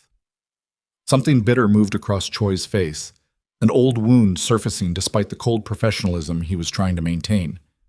11 years of overnight shifts, watching that man build an empire on the backs of people he never once thought to actually reward. "You want to know why I'm standing here, Ms. Brooks? Ask your boss what happened to security funding 3 years ago, right around the time he started spending it all on protecting you instead." "But you're working for Do Hyun." "I'm working for whoever pays for 11 years of being overlooked." Choi gestured with the gun toward the door, the motion small but absolutely clear. "Now get up. We're leaving this building, and you're going to walk calmly beside me the entire way. Because if you scream, if you fight, if you do anything other than exactly what I tell you, the next person who ends up on this floor is someone you actually care about. Do you understand me?" Imani's mind was racing, every careful strategic instinct she'd built over the last 2 weeks screaming at her to think, to find an angle, to find some version of this moment that didn't end with her walking willingly into whatever waited for her outside this building. But there was a dead man on the floor and a gun pointed at her chest, and the cold, simple math of the situation left her very little room to maneuver. "Min Seok told you about the dinner trap," she said, stalling, needing time, needing information, needing anything that might shift the balance of this moment even slightly in her favor. "That's why you moved tonight instead of waiting." Something flickered across Choi's face. Surprise, quickly buried. "Min Seok doesn't know anything. He's a useful idiot who thinks he's been selling shipping schedules for spare cash to pay off his daughter's tuition. He has no idea the actual scope of what's been happening. No idea that the man he's been talking to runs half the operation he thinks he's quietly betraying." The floor seemed to tilt beneath her. "What are you saying?" "I'm saying your trap worked exactly as well as you wanted it to. Min Seok passed along everything about the dinner, right on schedule, right where you wanted him to." Choi's mouth curved into something that wasn't quite a smile. "The problem, Ms. Brooks, is that you built your entire plan assuming the leak was a single source. You assumed if you controlled Min Seok's information, you controlled the information reaching Do Hyun. You never considered that Do Hyun might have more than one person inside this building. You never considered that I've been feeding him real-time security protocols for over a year, completely separate from whatever Min Seok thought he was doing. The truth of it landed like a physical blow, the entire architecture of the plan she'd built with such careful pride collapsing in real time. They hadn't outsmarted Do Hyun at all. They'd been so focused on the one leak they'd found that they'd never considered there might be a second, deeper, more dangerous one sitting in plain sight the entire time. A man who'd guarded this building for 11 years, who knew every protocol, every camera blind spot, every weakness in the security architecture because he'd helped design half of it himself. Taejun trusted you, she said, the words coming out hollow. Taejun trusts very few people, Ms. Brooks. You'd know that better than anyone. Choi's eyes flicked toward the dead man on the floor, something almost like regret crossing his face before it vanished. I am sorry about him. He had a family, but this was never going to end without losses on both sides. Now move. She had no choice. She moved, walking ahead of Choi toward the door, her mind running through every possible scenario, every possible way out, finding nothing, the cold clarity of her own helplessness settling over her like ice water. They didn't go toward the main elevator bank. Choi guided her instead toward a service corridor she'd never had reason to use in 3 years of working in this building. Narrow and utilitarian, fluorescent lights buzzing overhead, the kind of space designed for maintenance staff and deliveries rather than executives. Service elevator, Choi said when she hesitated at the unfamiliar turn. Cameras are down on this route specifically. I made sure of that an hour ago. Before Taejun had even left for Busan. The timeline rearranged itself in her head, the horrifying realization settling in that this hadn't been a reaction to anything. It had been planned, deliberately, days in advance, the dinner trap simply accelerating a timeline that was already moving regardless of anything she and Taejun had constructed. Did you know about the dinner trap before tonight? She asked, needing to understand the full shape of how badly they'd been outmaneuvered. Or did Min-sok's information just confirm what you were already planning? Does it matter? It matters to me. Choi glanced at her, something almost like respect flickering across his weathered face. We knew 3 days ago. Mr. Kang's communications aren't as secure as he believes. We've had access to certain channels for months. He gestured toward the service elevator doors as they slid open. Empty. Waiting. In. She stepped inside, Choi following close behind, the gun never wavering from its position near her ribs, even as he reached past her to press a button for the parking structure below. The doors closed, the small space filling with a silence so thick she could hear her own pulse hammering in her ears. Why me? She asked quietly, watching the floor numbers tick downward. If this is really about Do-hyun and Taejun, why does any of this require me specifically? I'm not a weapon. I'm not money. I'm just a person who happened to fall in love with the wrong job. Something in her own words startled her even as she said them.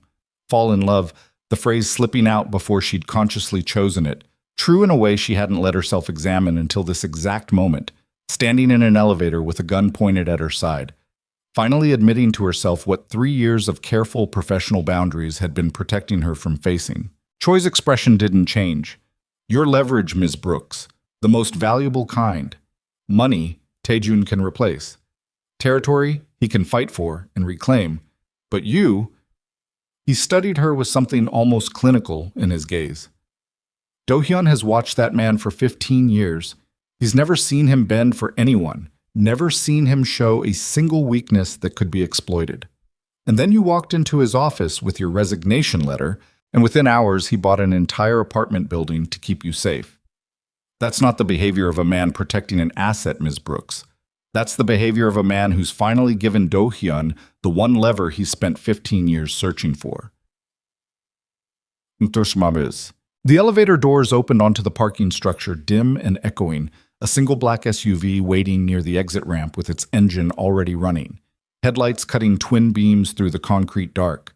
2 men stood beside it, neither of them anyone Amani recognized, both watching her approach with the flat, assessing expressions of men who did this kind of work regularly enough that it no longer carried any weight for them. Get in, Choi said. Imani's feet stopped moving entirely, every instinct in her body refusing the command even as her mind raced through the narrowing options. Once she was in that vehicle, once they left this parking structure, every advantage she had, proximity to Taejun's people, familiarity with this building, even the small comfort of fighting on ground she understood, disappeared completely. If I get in that car, she said, forcing her voice to stay level despite the violent hammering of her heart, what happens to me? That depends entirely on how cooperative you are and how quickly your boss decides what matters more to him, his pride or you. That's not an answer. It's the only one you're getting. Choi's patience was visibly thinning, the gun pressing slightly harder against her side. Move, Ms. Brooks, now! She had perhaps 3 seconds to make a decision, and every version of the next 60 seconds that ran through her mind ended badly. She could fight, here, now, against 3 armed men in an empty parking structure and almost certainly die in the attempt. She could comply, buy time, hope that Taejun's return from Busan happened fast enough to matter, hope that wherever they were taking her left some opening she could exploit later. Or, her eyes caught, for just a fraction of a second, on the security panel beside the parking structure's pedestrian exit, a fire alarm, red and obvious, mounted exactly where building codes required it to be mounted, completely unrelated to anything Choi had thought to disable, because why would anyone bother sabotaging a fire alarm? It was 12 feet away. She would never reach it in time. But she didn't need to reach it. She just needed an opening.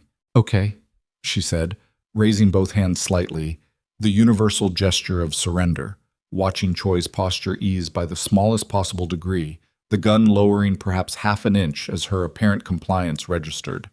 "Okay, I'm coming. Just give me a second. I can't breathe." It wasn't entirely a lie. Her lungs did feel tight, her chest constricted with genuine panic, and she let that show on her face, let her body sag slightly with what looked like defeat, watching Choi's attention shift, watching the men by the SUV relax by degrees as the obviously frightened woman in front of them stopped resisting. Then she ran, not toward the fire alarm, toward the concrete support pillar 4 feet to her left, throwing her body behind it just as Choi's gun came up, just as the air split with another suppressed crack that took a chunk out of the concrete inches from where her shoulder had been half a second earlier. She didn't stop moving, didn't let herself process the fact that someone had just genuinely tried to shoot her, every cell in her body screaming with an animal instinct toward survival that overrode every careful, strategic thought she'd been having moments before. She hit the fire alarm with the flat of her palm, and the parking structure exploded into sound. Sirens, strobing emergency lights, the building's automated systems flooding the space with noise and chaos exactly as designed. "Grab her!" Choi shouted, his voice barely audible over the alarm, and Amani was already moving again, sprinting away from the pillar, away from the SUV, toward the stairwell exit on the far side of the structure, her lungs burning, her heels abandoned somewhere behind her because she'd kicked them off without even consciously deciding to, bare feet slapping against cold concrete. A hand closed around her arm before she reached the stairwell door, yanking her backward with enough force to nearly dislocate her shoulder, and she screamed then, finally, the sound tearing out of her raw and animal as one of the unfamiliar men dragged her toward the SUV, her bare feet scraping uselessly against the concrete as she fought, twisted, drove her elbow back into something solid that made the man grunt in pain without loosening his grip. "Taejun!" The name ripped out of her without thought, without strategy, pure instinct screaming for the one person whose name had become, somewhere in the last 2 weeks, synonymous with safety itself. Even though some distant rational part of her knew he was hundreds of miles away in Busan and couldn't possibly hear her. The stairwell door burst open. It wasn't Taejun. It was 3 of his security personnel, drawn by the alarm, weapons already raised, and the parking structure dissolved into chaos. Shouted commands in Korean, the sharp crack of gunfire. Amani thrown to the concrete as the man holding her abandoned his grip to return fire, her cheeks scraping hard against rough concrete, her vision swimming with adrenaline and pain and a roaring in her ears that drowned out almost everything else. She crawled, instinct alone driving her toward the nearest cover, a parked sedan 3 feet away, throwing herself behind its tire as bullets cracked against metal somewhere above her head. The night air filled with the acrid smell of gunpowder and the sirens still screaming overhead. It lasted less than a minute, though it felt like an hour stretched thin and endless.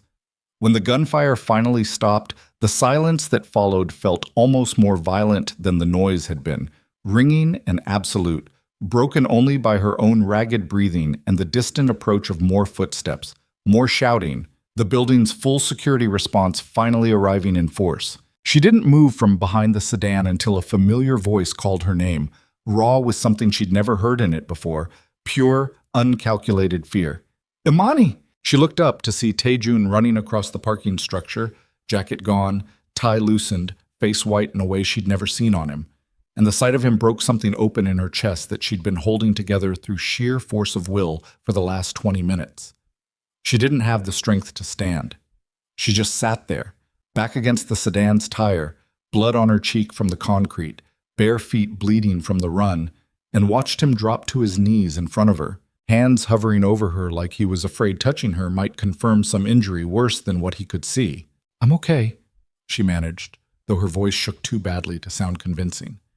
"Choi, he shot one of your men. He was working for Do-hyun this entire time. He said—" Her voice broke entirely, the words tangling. "He said there's a second leak, separate from Min-seok. He's been feeding Do-hyun real-time information for over a year." Taejun's expression went through something violent and complicated. Relief and fury colliding so fast she could barely track the transition. "Where is he? Where's Choi?" "Gone. He ran when your men came through the stairwell. I don't know where." Taejun's jaw worked, his hands finally settling on her shoulders, gentle despite the visible tremor of barely contained rage running through him. "I should have been here. I never should have left for Busan." "You couldn't have known." "I should have known." His voice cracked on the words, something raw and unguarded surfacing in front of her for the third time in 2 weeks, each time stripping away a little more of the careful distance he usually maintained. "I left you with a man I trusted for 11 years, and he nearly—" He stopped himself, unable to finish the sentence, his hand coming up to gently touch the scrape on her cheek, his thumb trembling slightly against her skin. "I'm alive," she said quietly. "I'm here. This was never supposed to touch you, any of it." His voice had dropped to something barely above a whisper, the security chaos around them fading into background noise as he knelt there in front of her. The careful armor of Kang Tae-jun, ruthless Mafia Boss, falling away into something far more human, far more frightened. "I built every wall in this organization specifically so the people I—" He stopped again, swallowing hard, something fierce and desperate moving across his face. "So the people who mattered would never have to know what it costs to keep this empire standing. And somehow, you ended up standing directly in the middle of it anyway." "Deus se santates." "Maybe I walked in here on my own," Amani said softly, reaching up despite her trembling hand to cover his where it rested against her cheek. "Maybe some part of me has known exactly what I was choosing for longer than I wanted to admit." The moment stretched between them, fragile and electric, the chaos of the parking structure receding into something distant and unimportant. But it didn't last. It couldn't, not tonight. A security officer approached at a near run, breathless, urgent. "Mr. Kang, we found something in Choi's locker before he fled. You need to see this immediately." Taejun didn't move at first, his hand still cradling Amani's face, reluctant to break whatever fragile thing had just opened between them. But the officer's tone carried a weight that demanded attention, and after a long moment he helped Amani to her feet, steadying her when her bare bleeding feet protested against the cold concrete, and followed the officer toward the loading dock office at the edge of the parking structure. What waited for them there changed the entire shape of the war. Spread across a metal table inside the small office was a collection of documents Choi had apparently left behind in his hasty escape. Surveillance photographs, financial records, a hand-drawn map of the company's entire security architecture, annotated with notes in handwriting Amani didn't recognize. But it was the final document, sitting on top of the pile like it had been left there deliberately, that made the air leave her lungs entirely. It was a contract. Formal, notarized, dated 18 months earlier, establishing a financial arrangement between Choi and a holding company whose ownership structure, when Amani's eyes traced it down to the final signature line, didn't belong to Baek Do-hyun at all. It belonged to someone else entirely. Someone whose name made Taejun go rigid beside her, his entire body going still in a way she'd never witnessed, his face draining of color as he stared down at the signature like it had personally reached out and struck him. "That's not possible," he said, voice barely a whisper. "Taejun." Amani's hand tightened around his arm, fear coiling cold and fresh in her stomach at the sight of him. A man who'd faced down armed assassins without flinching, now standing utterly frozen, undone by nothing more than a name on a piece of paper. "Whose name is that?" He didn't answer right away. When he finally looked up at her, the expression on his face wasn't fear of Do-hyun, wasn't fear of any external enemy at all. It was something far worse. The look of a man realizing the war he thought he understood had never been the war he was actually fighting. That's my brother's signature, he said. The name hung in the air between them like smoke that wouldn't clear. Your brother, Amani repeated, the words feeling foreign in her mouth, like they belonged to a different conversation entirely. Taejun, you never told me you had a brother, because he's been dead for 6 years. Taejun's voice came out flat, mechanical, the voice of a man whose entire understanding of his own life had just been ripped out from under him. He picked up the contract with hands that weren't quite steady, scanning the signature again like the second look might reveal it as a forgery, a mistake, anything other than what it so clearly was. Jin Ho, my younger brother. He died in a warehouse fire in Incheon. I buried him myself. I gave the eulogy. Then who signed this? I don't know. He set the paper down slowly, deliberately, like it might detonate if handled wrong. I don't know, Imani. I watched them pull his body out of that fire. I identified him myself at the morgue because I didn't trust anyone else to do it carefully enough, to be gentle enough with what was left of him. 6 years. 6 years I've grieved a man who apparently signed a financial contract with a security guard 18 months ago. The security officer who'd called them over shifted uncomfortably near the doorway. Sir, there's more. We found a secondary set of files, banking records under a name we cross-referenced against the company's old personnel database. The account's been active for over 2 years, all transactions routed through accounts your brother used to manage before his death. Taejun's face had gone the color of old ash. Amani had seen him furious, seen him cold and calculating, seen him raw and frightened in ways she suspected almost no one else in his life had ever witnessed. She had never seen him like this, hollowed out, unmoored, a man standing in the wreckage of a story he'd told himself for 6 years, suddenly discovering the story had been a lie the entire time.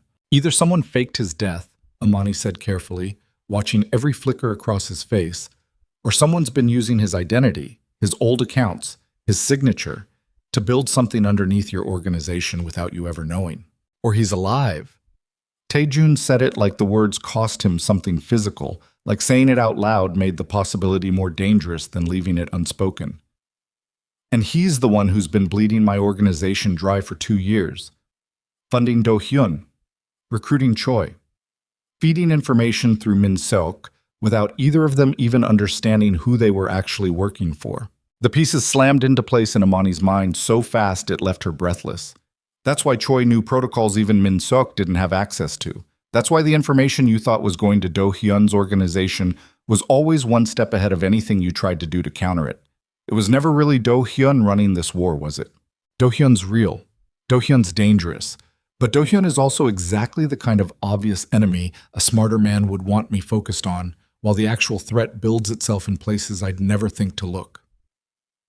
Taejun's hands had curled into fists at his sides, knuckles white, his entire body radiating attention that had nothing to do with strategy and everything to do with a grief. He hadn't finished processing 6 years ago, suddenly twisting into something far more violent. My own brother.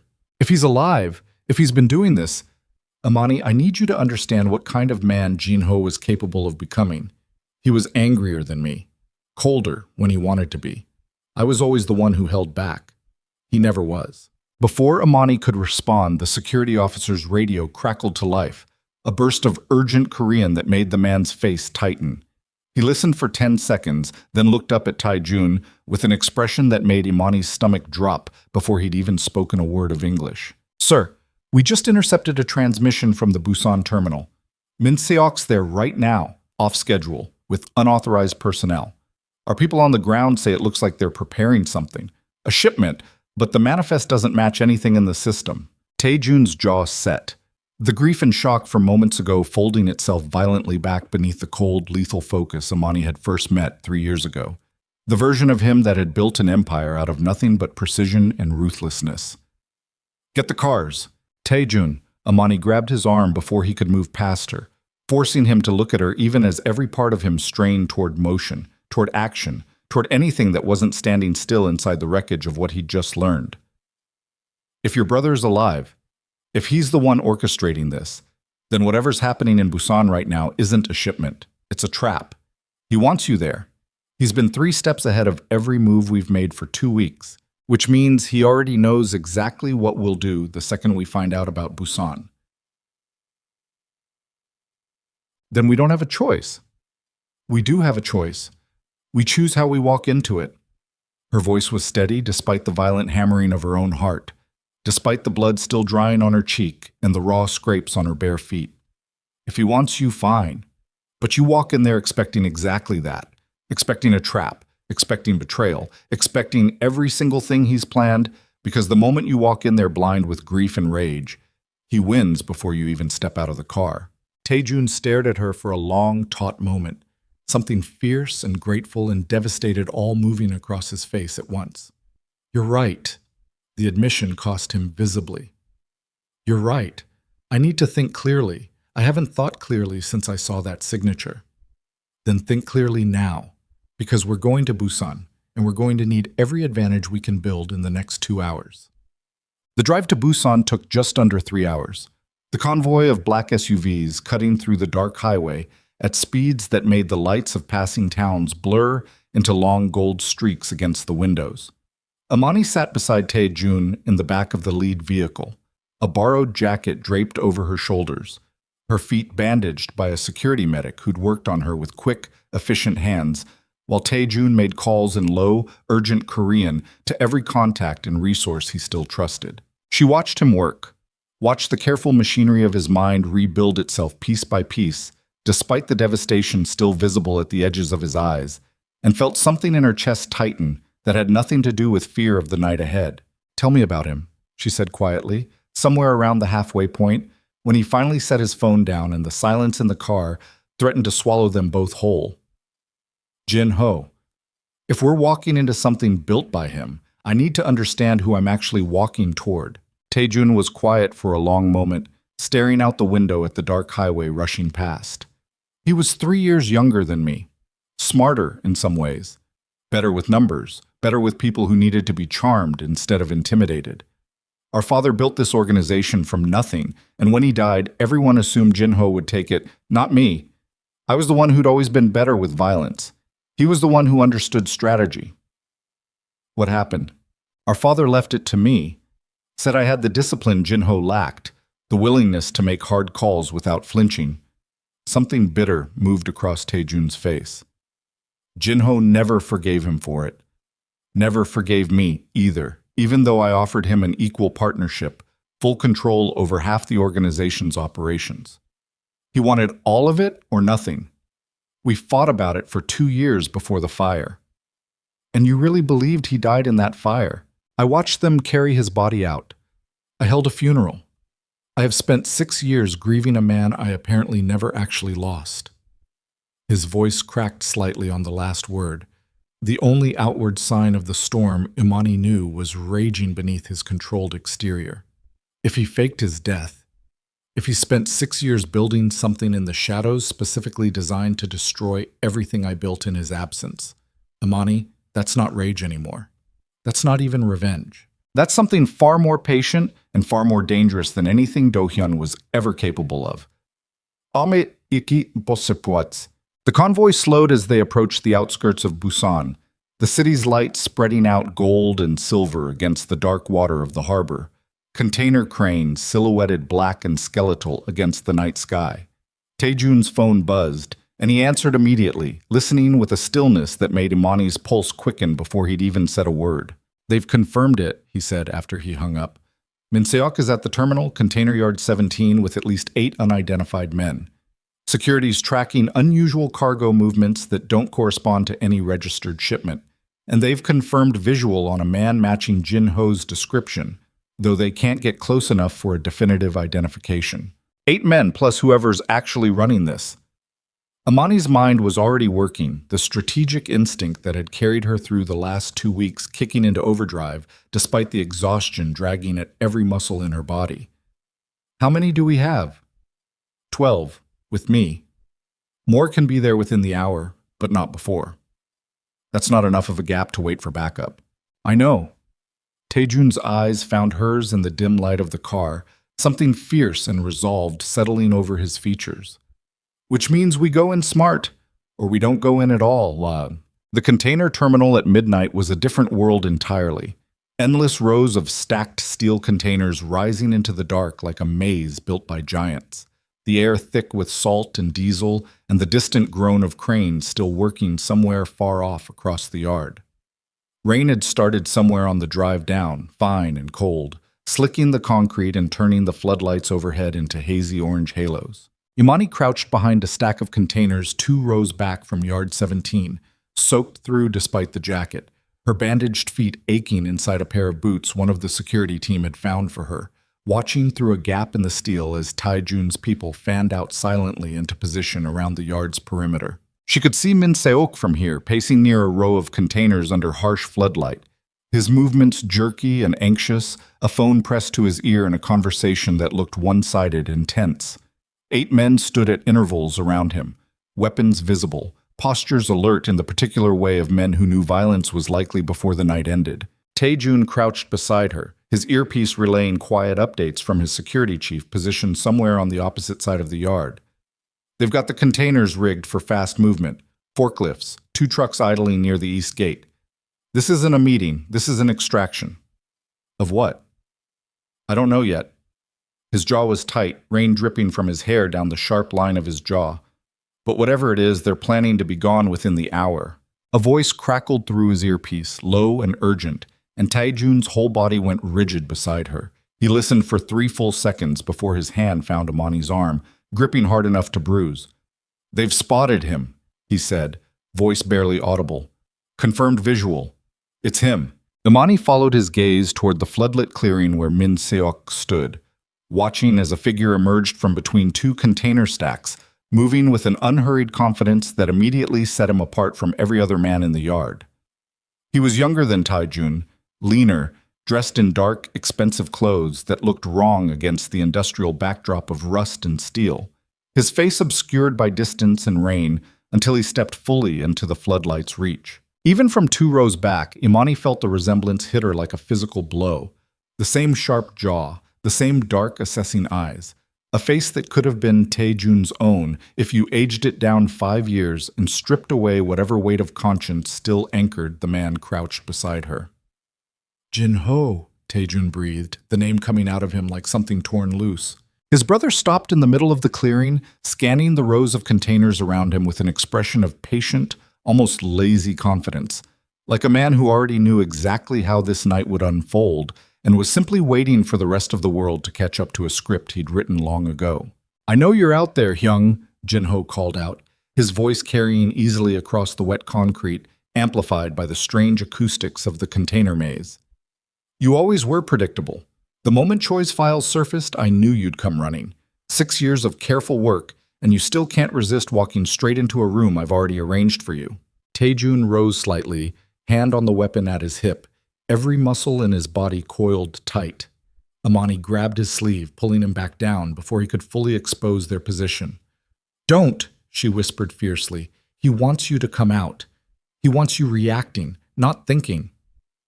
That's my brother standing in the open, taunting me with 6 years of lies. And he's done it deliberately, in the open, under floodlight, with 8 armed men positioned exactly where they can cover every angle of approach. Her grip on his arm tightened. Think, Taejun. You taught me that. Think before you move. He forced himself still, breathing hard, rain running in rivulets down his face, and Imani watched him claw back control over himself through sheer brutal willpower, the fury in his eyes banking down into something colder and more calculating, though the cost of that control was visible in every line of his body. Min Seok, Jin-ho continued, turning toward the operations director with an expression of mild, almost affectionate contempt. You've done well. Better than I expected from a man motivated by something as small as his daughter's tuition. But your usefulness is reaching its natural end tonight, I'm afraid. Min Seok's face drained of color. What are you talking about? You said once this shipment moved, we were done. You said I could walk away clean. I lied. Jin-ho said it simply, without malice, the casual cruelty of the statement landing harder for how unbothered he sounded delivering it. It's a remarkably effective tool, lying. You should try it sometime, Min Seok. Oh, wait. You already have, every day, for months, to a man who trusted you enough to hand you control of his entire shipping network. One of Jin-ho's men raised a weapon, and Min Seok's hands flew up, panic flooding his face. Wait, I gave you everything you asked for. I did exactly what you... The gunshot cracked through the rain before he finished the sentence. Imani flinched hard against the container at her back, a strangled sound escaping her throat as Min-seok crumpled to the wet concrete, the violence of it sudden and absolute and far more brutal than anything she'd braced herself for. Beside her, Tae-jun had gone completely still, his breathing ragged, watching a man he'd known for 12 years die in the open without ceremony, without warning, executed like an afterthought by a brother he'd buried 6 years ago. That, Jin-ho said, voice carrying easily over the dying echo of the gunshot, is what loyalty earned you in this organization, Hyung. Are you watching? I hope you're watching. I want you to understand exactly what kind of empire you've actually been running while I built something real underneath it. Tae-jun's radio crackled, his security chief voice tight with controlled urgency. Sir, we have a clean line on multiple targets. Say the word. Wait, Tae-jun said, low, though Imani could feel the war happening inside him, the desperate animal need to act crashing against 15 years of strategic discipline. I know Imani Brooks is with you, Jin-ho called out suddenly, and the sound of her own name in his mouth sent ice straight down Imani's spine. The famous secretary. The weakness you bought an entire building to protect. Choi told me quite a bit about her before he fled south, you know. Smart woman, resourceful. The kind of person who finds financial discrepancies 12 years of careful accounting were supposed to keep buried. His eyes swept the rows of containers, slow and deliberate, like he could feel exactly where they were hiding even without seeing them. I almost admire her, truly. It's rare to find someone capable of nearly unraveling 2 years of careful work in a matter of days. Almost a shame what happens next. Tae-jun's hand found his weapon fully now, and Imani didn't stop him this time, because something in Jin-ho's tone had shifted, had sharpened into a promise rather than a taunt, and every instinct in her body screamed that whatever was coming next was the actual point of this entire elaborate confrontation. Bring her out, Jin-ho said, the casual cruelty gone now, replaced by something colder, more final. Or I start moving through this terminal container by container until I find her myself, and I promise you, Hyung, my methods will be considerably less patient than yours have ever been. The rain fell harder, drumming against steel, against concrete, against the rapid hammer of Imani's own pulse, as she crouched in the dark beside the only man who'd ever made her believe she might actually survive this war, watching his face transform into something she'd never seen before. Not the cold calculation of the boardroom, not the raw vulnerability of the penthouse, but something far more dangerous. The look of a man finally pushed past every careful line he'd drawn around himself for 15 years, staring down the barrel of a choice that would define exactly who he was willing to become to keep her alive. Tae-jun. Her voice came out barely above a whisper, urgent, pleading, the strategic calm she'd maintained through everything else finally beginning to crack. Whatever you're thinking right now, he's not getting you, Tae-jun said, voice flat, absolute, already rising from his crouch, despite her hand still gripping his sleeve. Not tonight. Not ever. If you walk out there, I'm not walking out there. He met her eyes for one suspended second, something fierce and final passing between them. An entire unspoken conversation compressed into a heartbeat of rain and floodlight and the distant dying echo of a gunshot still hanging in the wet air. I'm ending this. He raised his hand, 2 fingers extended toward his security chief's position across the yard, and Imani understood with a cold lurch in her stomach exactly what signal that was. The night exploded. Gunfire tore the night apart in every direction at once, muzzle flashes strobing white against the rain, and Imani pressed herself flat against the steel container at her back, hands clamped over her ears, every cell in her body screaming to run, while every strategic instinct she'd built over the last 2 weeks screamed louder to stay still, stay low, stay alive. Tae-jun's men moved like something rehearsed 1,000 times, fanning out through the container rows in coordinated bursts, and across the yard Jin-ho's 8 men scattered for cover. The clean, theatrical confrontation his brother had staged collapsing instantly into the ugly, chaotic reality of close-quarters violence.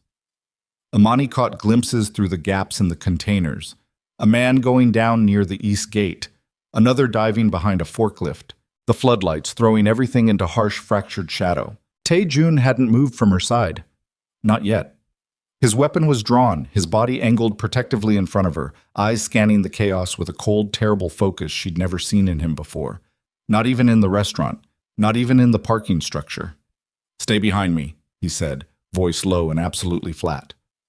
"Whatever happens, stay behind me. Taejun, your brother, is not my brother anymore." The words came out carved from stone, final, the last 6 years of grief curdling into something that had no room left for mercy. He died in that fire as far as I'm concerned. Whatever's wearing his face tonight is just another enemy. A burst of gunfire ripped through the container stack 4 feet from where they crouched, sparks showering off steel, and Taejun pulled her down hard, his body curling over hers instinctively, his heartbeat hammering against her back where his chest pressed against her. She could feel him shaking, not with fear, with the sheer effort of restraint, every instinct in him clearly screaming to charge into the open and end this with his own hands rather than wait. "There," he breathed, and she followed his gaze through a narrow gap between containers to where Jinho stood, untouched by the chaos around him, almost serene in the middle of it, watching the violence unfold with the detached interest of a man observing weather rather than war. Their eyes met across the distance, Jinho's and Amani's, and something cold and assessing moved behind his rain-slicked face. He raised a hand, unhurried, and one of his remaining men broke from cover, sprinting directly toward their position with a knife glinting in the floodlight rather than a gun, clearly under orders that didn't involve killing. They wanted her alive. Taejun rose to meet the threat, weapon coming up, but the man was already too close, closing the gap between containers faster than a clean shot allowed. And Amani didn't think, didn't strategize, didn't do anything except react with the raw animal instinct that had carried her through every impossible moment of the last 2 weeks. She grabbed a loose length of rebar lying against the container base, debris from some forgotten construction, and swung it with everything her exhausted body had left, catching the man across the forearm just as his knife arced toward Taejun's exposed side. The blade clattered to wet concrete. Taejun's elbow snapped up and back, catching the man under the jaw with brutal economy, and he went down hard, unmoving. "Go," Taejun said, already pulling her up, his eyes wild with something between fury and disbelief at what she'd just done. "We move now, while they're disorganized." But Jinho's voice cut through the chaos again, closer now, deliberately unhurried. "Young, I have to say, I'm impressed. 15 years building an empire on discipline, and the thing that finally cracks you open is a secretary with a piece of rebar." He stepped into view at the end of the row, alone, weapon loose at his side, rain plastering dark hair against his forehead. "Let's finish this the way it should have been finished 6 years ago. Just us. No men, no chaos. Send your people back, and I'll send mine. Whatever's left between us, we settle it ourselves. Bichos saum togi moetin." "You executed Min Sok in cold blood 30 seconds after using him," Taejun said, stepping forward despite Amani's hand grabbing for his arm. "You think I'm going to trust a single word out of your mouth?" "I don't need you to trust me. I need you to be exactly as predictable as you've always been." Jinho's mouth curved into something almost fond, almost sad. "You were always the one who believed in rules, Hyung, fair fights, honor among men who'd both already abandoned anything resembling honor the day we buried our father. I'm offering you the only thing you've ever actually wanted from me, a clean ending." Taejun's radio crackled. His security chief, reporting the yard nearly secured, Jinho's remaining men down or fled, the east gate locked down exactly as planned. The tactical advantage had shifted entirely in their favor, and yet Taejun stood frozen at the end of that container row, staring at the brother he'd buried 6 years ago, something raw and unfinished holding him in place that had nothing to do with strategy at all. "Don't," Amani said quietly, close behind him.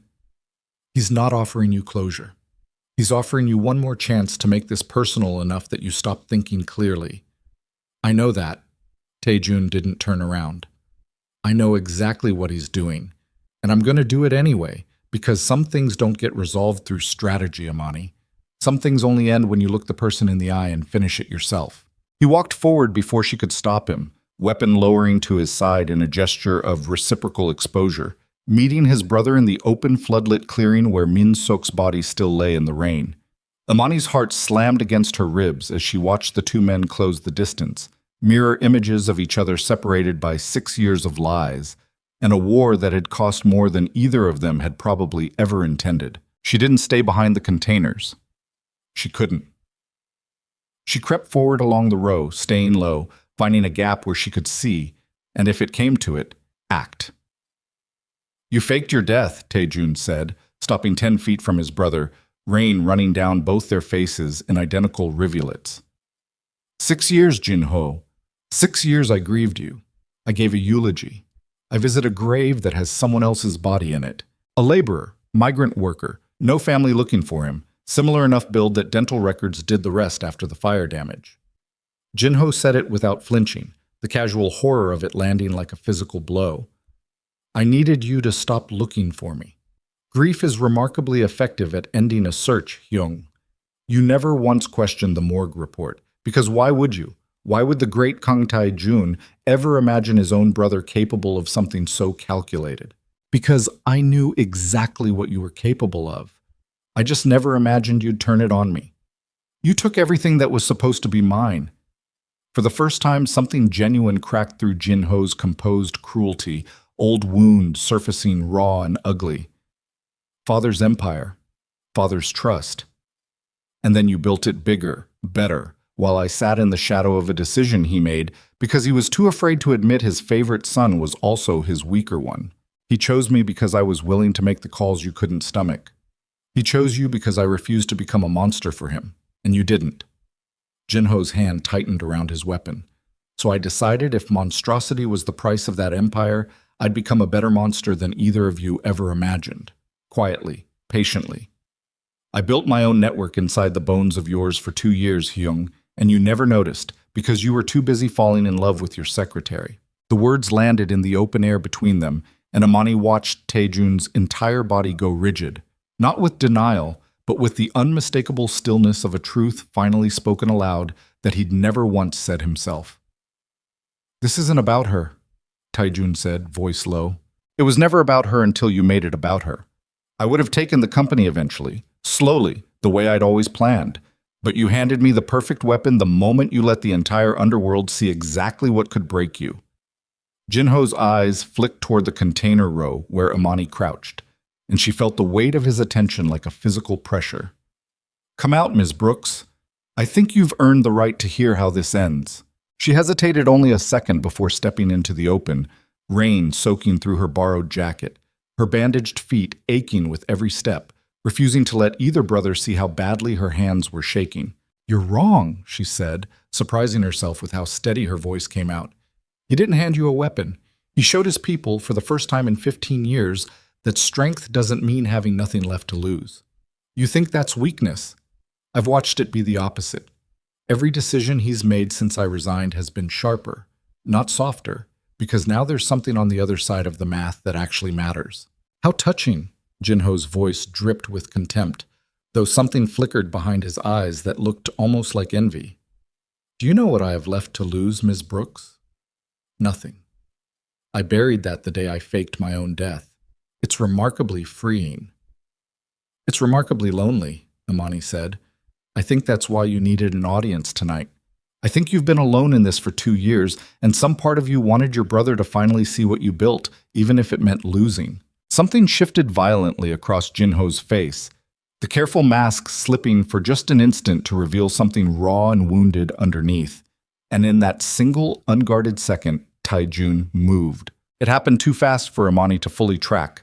Taejun closing the distance in 2 strides, knocking the weapon from his brother's hand with a sharp, brutal strike before Jin-ho's body could fully register the shift, both men crashing to the wet concrete in a tangle of limbs and rain, and 6 years of buried fury finally given permission to surface. They fought without elegance, without the careful choreography of trained men, just 2 brothers beating 6 years of betrayal into each other with bare, desperate hands, Taejun's knuckles splitting against his brother's jaw, Jin-ho's elbow driving into Taejun's ribs hard enough that Amani heard the breath punch out of him from 10 feet away. She didn't move to help. She understood, watching it unfold, that this wasn't a fight that could be solved by intervention. This was something the 2 of them needed to finish themselves. 6 years of grief and rage finally given a body to land on. It ended with Taejun's forearm pressed hard against his brother's throat. Both men soaked and bleeding, chests heaving, rain streaming down faces that looked, in that final frozen moment, more alike than different. "Finish it," Jinho rasped, something almost like relief bleeding into his ruined voice. "You've wanted to since the fire. Finish it, Hyung." Taejun's arm trembled against his brother's throat, every muscle in his body clearly screaming to do exactly that. 6 years of grief and 2 weeks of terror compressed into the simple, terrible temptation of his own forearm. Amani held her breath, watching him war with himself in real time, watching the version of him capable of true ruthlessness stand at the absolute edge of becoming something he might never recover from. "No," Taejun said finally, voice raw, and he eased the pressure, breathing hard, staring down at the brother he'd buried and resurrected and nearly killed all in the same impossible night. "I'm not giving you the ending you want. You don't get to die a tragedy, Jinho. You're going to live with every choice you made, in a cell, with the entire Underworld Commission knowing exactly what you did and exactly how far you fell to do it." He rose, pulling his brother up with him, signaling to the security team now flooding into the clearing, weapons lowered, the yard finally completely secured. 2 men moved to restrain Jinho, who didn't resist, his earlier fire extinguished into something hollow and exhausted as they led him away into the rain. Taejun stood there a long moment, watching his brother disappear between the container rows, something complicated and unresolved still moving across his battered face. Then he turned and Amani was already there, closing the last few feet between them, her hands finding the sides of his face, careful of the bruises already blooming along his jaw. "You didn't kill him," she said softly. "I wanted to. I know. That's exactly why you didn't." She held his gaze, rain mixing with the blood on both their faces, the chaos of the night finally beginning to settle into something quieter, something survivable. "That's the difference between you and him, Taejun. He needed to destroy what hurt him. You're capable of surviving it instead." He let out a breath that sounded like it had been held for 6 years. And for the first time since she'd walked into his penthouse demanding answers about a building, he simply pulled her against him. No calculation, no careful distance, just the exhausted, desperate relief of 2 people who'd both survived something they hadn't been entirely sure they would. Months later, Nick's Global Logistics looked nothing like the company Amani had nearly resigned from. The Underworld Commission's investigation into Jinho's network had stripped away layers of corruption Taejun hadn't even known existed, severing ties to compromised ports, blacklisting corrupt customs officials, dismantling the shadow operation his brother had spent 2 patient years constructing. Baek Do-hyun's syndicate, weakened and exposed by the fallout, had quietly collapsed under the weight of its own internal panic, rival factions tearing each other apart for territory once the promised alliance with Jinho evaporated entirely. Taejun hadn't lifted a finger against him directly. He hadn't needed to. The 40th floor had changed too. A new executive suite now sat at the end of the hallway, glass walls etched with a nameplate that still didn't feel entirely real every time Amani walked past it. Amani Brooks, Chief Strategic Officer. She oversaw security architecture now, business intelligence, the careful work of making sure no second Jinho could ever again build something poisonous in the company's blind spots. It suited her in a way the calendar management never quite had, though some mornings she still caught herself reaching for Taejun's schedule out of 3 years of pure habit, and he let her. Because some things, he told her once, you didn't need to outgrow just because you'd become something more. The apartment building still stood, renovated now, its harsh new ownership softened into something closer to sanctuary. Secure housing for company families, for displaced tenants who'd lost everything in the chaos of that single terrifying night, Mrs. Han included, who still stopped Amani in the lobby some evenings just to say thank you, though Amani always insisted she hadn't done it alone. On a clear evening in late autumn, Amani found Taejun on the rooftop of that same building. The city spread gold and endless beneath a sky finally clear of rain.